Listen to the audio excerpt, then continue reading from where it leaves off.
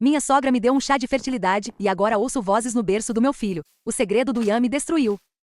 Meu nome é Helena, tenho 24 anos, e há 2 anos me casei com um homem que eu acreditava ser o amor da minha vida, o Ian, de 26. Ian é arquiteto, carinhoso e sempre foi o porto seguro que eu precisei. Mas desde o dia em que trocamos alianças, a presença da mãe dele, a senhora Miller, tornou-se uma sombra constante sobre nossa cama. Ela nunca foi agressiva, pelo contrário, era doce até demais. O problema começou quando decidimos tentar o nosso primeiro filho. Após 3 meses sem sucesso, a senhora Miller apareceu na nossa casa com um frasco de porcelana azul. É uma receita de família, Helena. Todas as mulheres Miller tomaram isso antes de conceber seus herdeiros, disse ela com um sorriso que não alcançava os olhos. Ian, com aquela devoção cega que ele tem por ela, me incentivou a beber. É só um chá de ervas, amor. O que pode acontecer de mal? Eu bebi, e foi naquela noite que os pesadelos começaram. Os pesadelos eram sempre os mesmos. Eu estava em uma sala branca, sem janelas, e uma voz de mulher que eu não conhecia sussurrava nomes de crianças em meu ouvido. Acordei gritando várias vezes, mas Ian apenas me abraçava e dizia que eram os hormônios. 2 semanas depois, o teste deu positivo. Eu estava grávida. A alegria de Ian foi imediata, mas a da senhora Miller foi perturbadora. Ela não celebrou a minha gravidez, ela celebrou a chegada do novo guardião. Ela começou a frequentar nossa casa todos os dias, trazendo móveis antigos que ela dizia serem relíquias de família. Entre eles, um berço de madeira escura, esculpido com figuras que pareciam anjos, mas que sob a luz da lua, mais pareciam rostos em agonia. Notei que Ian passava horas polindo aquele berço em silêncio absoluto, como se estivesse em um transe. Quando perguntei por que ele estava tão obcecado, ele apenas disse: ele precisa estar pronto para o que virá, Helena. Minha gestação foi marcada por uma exaustão extrema que os médicos não conseguiam explicar. Eu sentia como se algo estivesse drenando minha energia vital. Certa noite, às 3 da manhã, acordei e não vi Ian na cama. Levantei-me com dificuldade e fui até o futuro quarto do bebê. A porta estava entreaberta. Ian estava ajoelhado diante do berço vazio, falando em uma língua que eu não reconhecia. A senhora Miller estava atrás dele, com as mãos nos ombros do filho, guiando as palavras. O que me gelou o sangue foi ver que eles tinham colocado um porta-retratos dentro do berço. Não era uma foto de ultrassom. Era uma foto minha, de quando eu era criança, com os olhos riscados por algo que parecia cinza. Recuei para o corredor, mas acabei esbarrando em um dos vasos de porcelana da sogra. O barulho foi como um tiro no silêncio da casa. Ian e a mãe se viraram simultaneamente, com movimentos sincronizados e mecânicos. Helena, você deveria estar descansando. O bebê sente sua agitação, disse a senhora Miller, aproximando-se com aquela calma irritante. Ian se levantou, mas não veio me abraçar. Ele ficou parado, olhando para o chão. Tentei questionar sobre a foto e as orações estranhas, mas Ian apenas disse que era uma tradição de proteção. Naquela noite, decidi vasculhar o escritório de Ian enquanto eles achavam que eu dormia. Encontrei uma pasta escondida atrás de livros de arquitetura. Dentro não havia plantas de prédios, mas árvores genealógicas que voltavam 200 anos. Em cada geração, o primeiro filho homem era o único sobrevivente. As mães, todas as mães desses meninos haviam falecido ou desaparecido exatamente um mês após o parto. Havia certidões de óbito de mulheres jovens, de 23, 24 anos. Exatamente a minha idade. Eu não era apenas uma esposa, eu era o sacrifício necessário para a linhagem Miller continuar.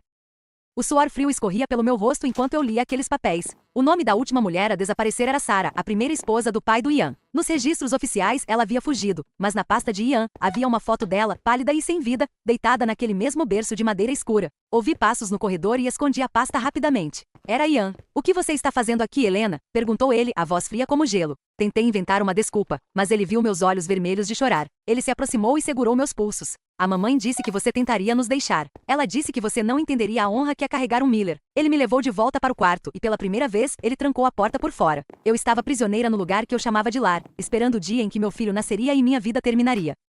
Passei 3 dias trancada naquele quarto. Ian trazia as refeições, mas não falava comigo. Ele apenas colocava a bandeja na mesa e ficava parado à porta, observando-me comer com um olhar de profunda tristeza, como se já estivesse a fazer o meu luto. A senhora Miller vinha todas as tardes para o que ela chamava de sessão de conexão. Ela sentava-se ao meu lado e começava a cantarolar canções de ninar em latim enquanto massageava a minha barriga com um óleo que queimava a pele. Durante uma dessas sessões, ela deixou escapar um detalhe que me fez perder o fôlego. A Sarah não foi forte o suficiente para a transição, Helena. Ela tentou levar o bebê com ela para o outro lado. Espero que sejas mais inteligente. Percebi então que o desaparecimento da primeira esposa não tinha sido apenas um homicídio, mas parte de um ritual de substituição de alma. Eles acreditavam que a mãe precisava de morrer para que a entidade da linhagem Miller pudesse ocupar o corpo da criança. No 4º dia, a minha bolsa rompeu. A dor foi imediata e lancinante, mas não havia ambulância. Em vez disso, a senhora Miller entrou no quarto acompanhada por 2 mulheres idosas que eu nunca tinha visto, todas vestidas com túnicas de linho cru. Ian estava no canto da sala, segurando o berço de madeira escura, as juntas dos dedos brancas de tanta força. Está na hora, Helena. O ciclo vai se completar, disse a minha sogra, enquanto me deitavam na cama e me prendiam os pulsos com tiras de couro. Eu gritava pelo Ian, implorando que ele me tirasse dali, que ele se lembrasse das nossas promessas. Mas ele apenas desviou o olhar e começou a acender velas negras ao redor do quarto. O cheiro de enxofre e ervas queimadas era sufocante. Foi quando percebi que a clínica de que eles falavam nunca existiu. O sacrifício seria ali mesmo, no nosso quarto, sob a luz da lua cheia que começava a filtrar-se pela janela.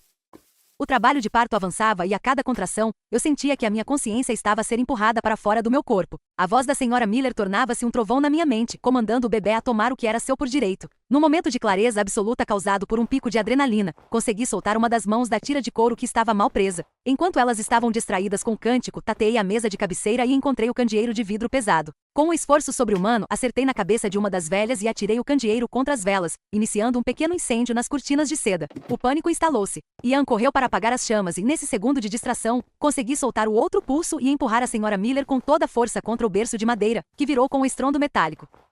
O fogo espalhava-se rapidamente pelas cortinas, criando uma cortina de fumo negro que começou a invadir o quarto. A senhora Miller, caída junto ao berço, gritava palavras de maldição enquanto tentava levantar-se. Ian estava dividido entre salvar a mãe e apagar as chamas, e foi nesse lapso de indecisão que eu reuni as forças que não tinha. Arrastando-me pelo chão, consegui chegar à porta que agora estava destrancada. Cada movimento era uma agonia, mas a visão daquelas mulheres a tentarem retomar o ritual dava-me um impulso sobrenatural. Saí para o corredor, sentindo a cabeça do meu filho a coroar. Não havia tempo para chegar ao hospital. Entrei no escritório do Ian, o único lugar com o telefone fixo que eu sabia que ainda funcionava, e tranquei a porta com a mobília pesada. Liguei para a emergência enquanto me deitava no tapete, rodeada pelos papéis que provavam os crimes daquela família.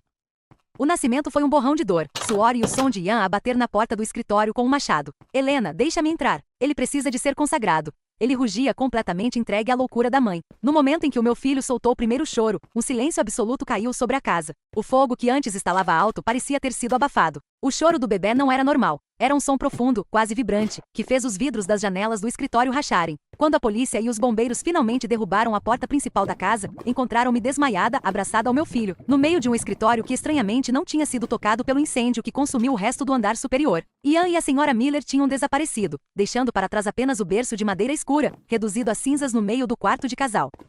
Acordei no hospital sob custódia policial. A investigação descobriu os restos mortais das mulheres desaparecidas sob o jardim da mansão Miller, confirmando a pasta que eu encontrara. Ian e a mãe tornaram-se os fugitivos mais procurados do país, mas nunca foram localizados. Durante meses vivi num estado de alerta máximo, mudando de cidade 3 vezes. Mas o verdadeiro terror não vinha de fora. À medida que o meu filho, o pequeno Léo, crescia, comecei a notar traços perturbadores. Aos 6 meses, ele não balbuciava como os outros bebés. Ele observava-me com uma inteligência fria e antiga. Às vezes, ao entrar no seu quarto à noite, via sombras nas paredes a moverem-se de forma independente, convergindo todas para o berço dele. Léo não era apenas um Miller, ele era o resultado final de 200 anos de calibração espiritual.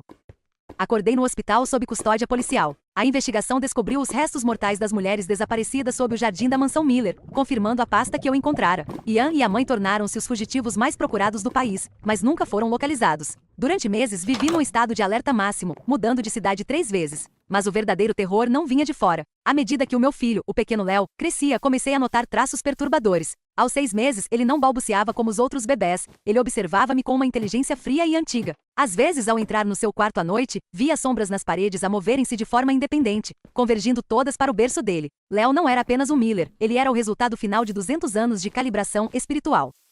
Hoje, escrevo este relato como um aviso. Se vires um homem chamado Ian ou uma mulher que parece excessivamente gentil a oferecer-te uma receita de família, foge. Eu estou trancada no meu quarto agora, ouvindo Léo arrastar algo pesado pelo corredor, o som de madeira raspar no chão, como se ele estivesse a montar um berço novo. Ele diz que é para o seu irmão, mas eu sei que não estou grávida. Ou pelo menos, não estava até beber o sumo que ele me trouxe esta manhã, com aquele mesmo gosto metálico e familiar. A linhagem Miller não aceita rejeições, e eu percebi tarde demais que nunca fui a protagonista desta história. Fui apenas o solo onde eles plantaram o seu fim. Se este vídeo chegar ao YouTube, saibam que o meu tempo acabou, mas o dele está apenas a começar.